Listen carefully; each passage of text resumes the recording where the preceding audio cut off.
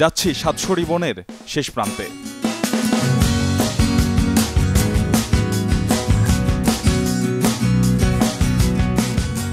তবে ভরসা রাখছি চা বাগানের এসব ভাঙ্গা রাস্তার ওপর।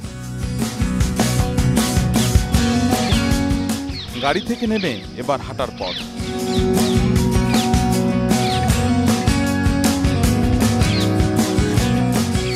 রঘুনন্দ রিজার্ভ ফরেস্টের সীমানা আলাদা করেছে বাংলাদেশকেও। দূরে যে কাঁটাতার দেখা যায় সেটাই ভারতের আলোচিত সীমানা প্রাচীর।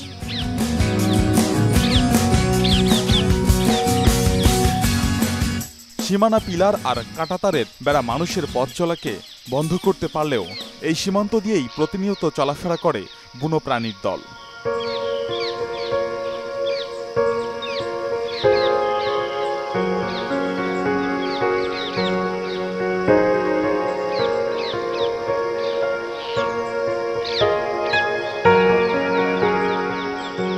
এই উপলব্ধি থেকে সাতছড়ির সীমান্ত এলাকায় লাগানো হয়েছে বিভিন্ন প্রজাতির ফলজ ও ভেষজ গাছ। আমরা ঠিক এই মুহূর্তে যে জায়গায় দাঁড়িয়ে আছি সেটি বাংলাদেশের শেষ প্রান্ত, অর্থাৎ আমাদের যে জাতীয় উদ্যান আছে সাতছড়ি জাতীয় উদ্যান, সেটিরও শেষ প্রান্ত হচ্ছে এটি। এখান থেকে মাত্র 100 মিটার দূরে ভারতের সীমান্ত, অর্থাৎ ভারতের যে ত্রিপুরা রাজ্যের যে বন আছে এই বনটি হচ্ছে সেই বন। মাঝখানে একটি ছড়া গিয়েছে, এই ছড়াই বাংলাদেশ এবং ভারতকে দুই ভাগে বিভক্ত।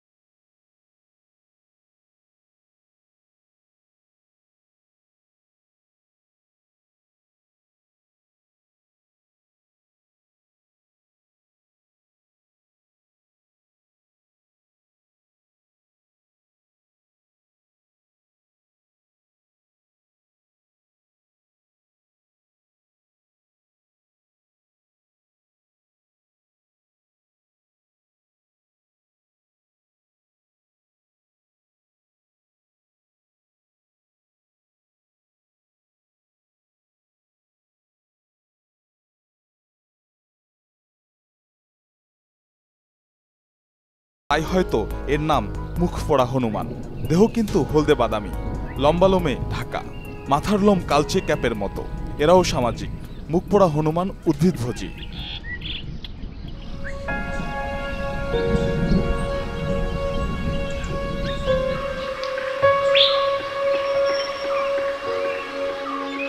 উদ্যানের ভেতরে টিপরাপাড়ায় এই ক্ষুদ্র নৃগোষ্ঠীর 24টি পরিবারের বাস। সাতছড়ি বনের সাথে এই পাড়াটির মেলবন্ধন দীর্ঘদিনের।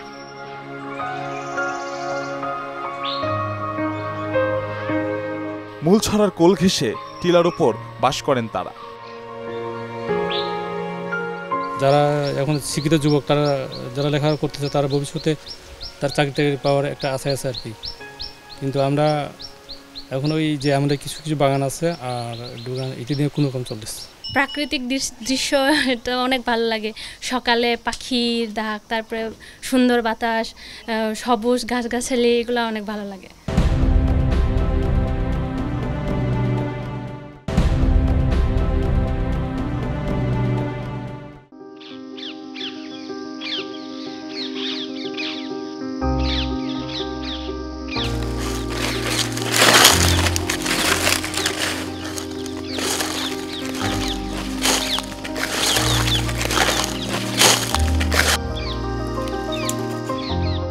আগেই জানিয়েছিলাম বিষাক্ত ও বিষাক্ত নয় এমন নানা প্রজাতির সাপজাতীয় প্রাণীর প্রথম সন্ধান বন্যপ্রাণী বিশেষজ্ঞরা পান এই বনেই। বিপন্ন গিরগিটি, সেটি হচ্ছে উড়ন্ত গিরগিটি। এটি সিলেট অঞ্চলের যে বন এবং আমাদের চিটং যে পার্বত্য বন, এই দুটি জায়গায় দেখা যায়। তার মধ্যে সাতছড়ি বনেও এটি বেশ ভালো পরিমাণেই।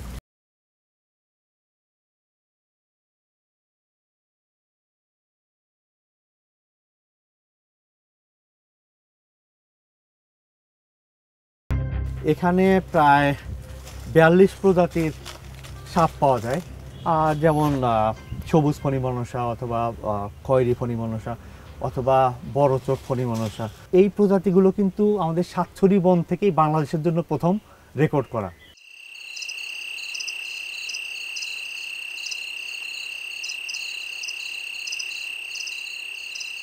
সকালে সেই যে শুরু, কিভাবে বেলা যে গড়িয়ে গেল তা ভাবার কোনো অবকাশ নেই।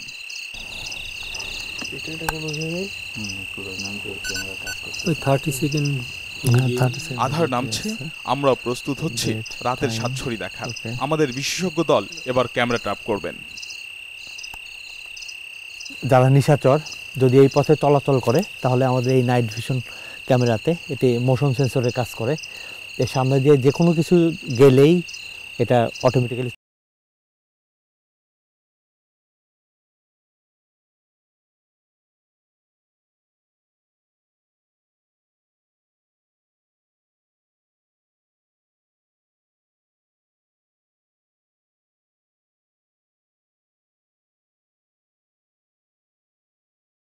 গহীনে, কিন্তু গাছের মগডালের দিকেও আমাদের নজর আছে।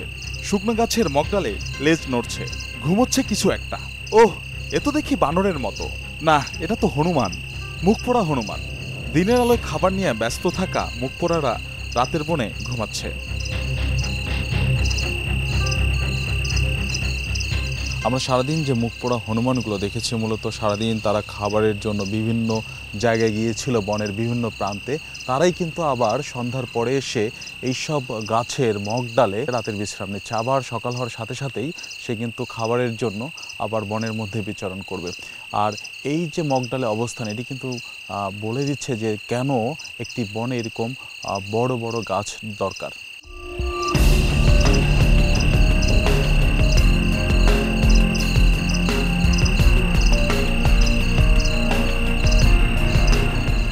ঘনিয়ে আসছে রাতের আঁধার, শরীরে ক্লান্তি বাড়ছে পাল্লা দিয়ে।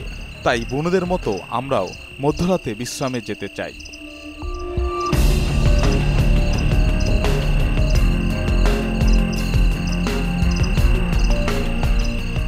রাতে করা ক্যামেরা ট্র্যাপে এভাবেই বন্দী হয় লুয়াকফি খ্যাত এই গন্ধককুল। বাদ পড়েনি আরও অনেকেই।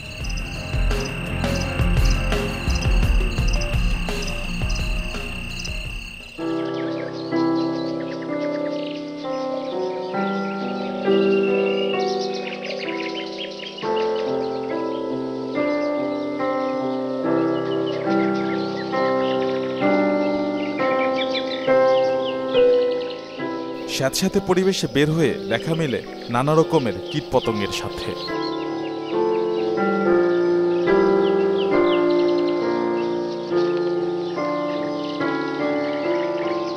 তবে বেশি বৃষ্টি হলে হয়তো এই পথে বাধা হয়ে দাঁড়াতো এসব যক্ষের আক্রমণ।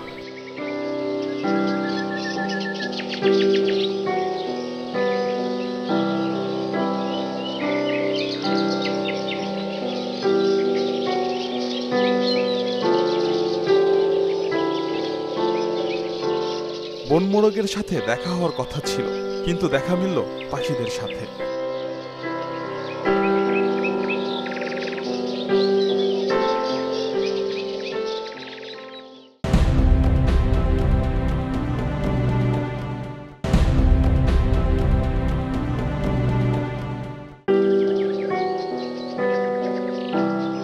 আমাদের সাথে থাকা বন ও বন্যপ্রাণী বিশেষজ্ঞ দল সাতছড়ি নিয়ে গবেষণা করছেন 90 সাল থেকে।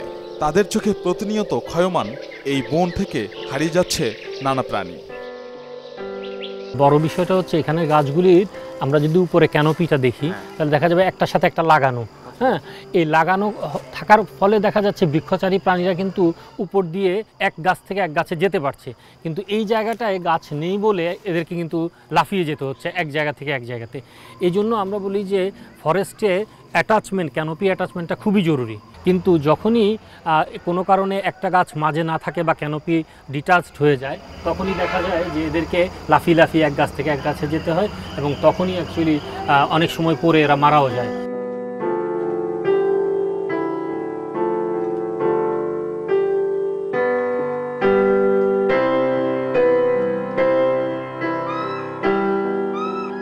উল্লুকের ডাক। এই ট্রেল ধরে হাঁটলে উল্লুক পাওয়া যায়, এমনটাই জানিয়েছেন বন বিভাগের লোকজন।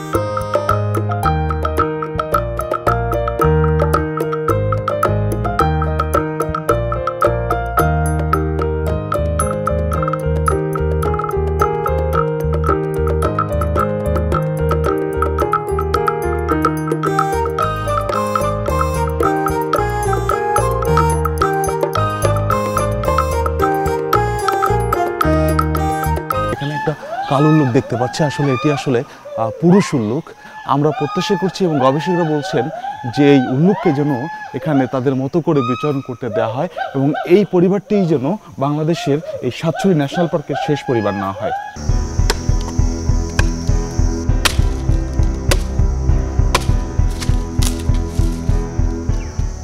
প্রায় 250 হেক্টর আয়তনের এই বন মাত্র কয়েকজন কর্মী নিয়ে রক্ষার যে চেষ্টা, তাতে এই গবেষণার আঁতুড়ঘরকে কতদিন বাঁচানো যাবে তা নিয়ে যেমন আমাদের সংশয় রয়েছে, তেমনি আছে হতাশাও।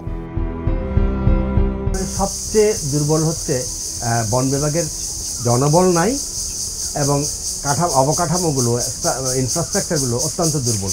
আমার মনে হয় এই জায়গায় অবশ্যই জোর দিতে হবে, জনবল বাড়াতে হবে। এই বনাঞ্চলের চতুর্দিকে 38টা গ্রাম আছে, 38টা গ্রামের ম্যাক্সিমাম মানুষই এই জ্বালানি কাঠটা সংগ্রহ করতে এই জঙ্গলে আসে। আমি যখন আসি এখানে গত মে মাসে, তখন এখানে ছিল 11 জন staff, range officer, beat officer সহ 11 জন। এখন আছে মাত্র 7 জন। তো এই 7 জন দিয়ে এই 3753 একর বনভূমি করা খুবই কঠিন আমার কাছে মনে হয়।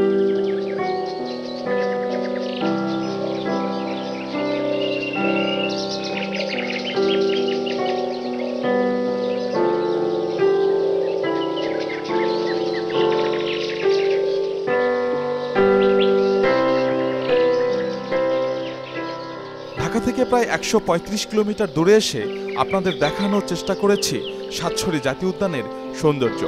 বন ও বন্যপ্রাণীর অপার এই সৌন্দর্য রক্ষায় পর্যটক, সাধারণ মানুষের অংশগ্রহণ থাকুক সবসময়। নিরাপদে থাকুক সাতছড়ি জাতীয় উদ্যান, চলাচলের অবাধ স্বাধীনতা পাক বুনোদের দল।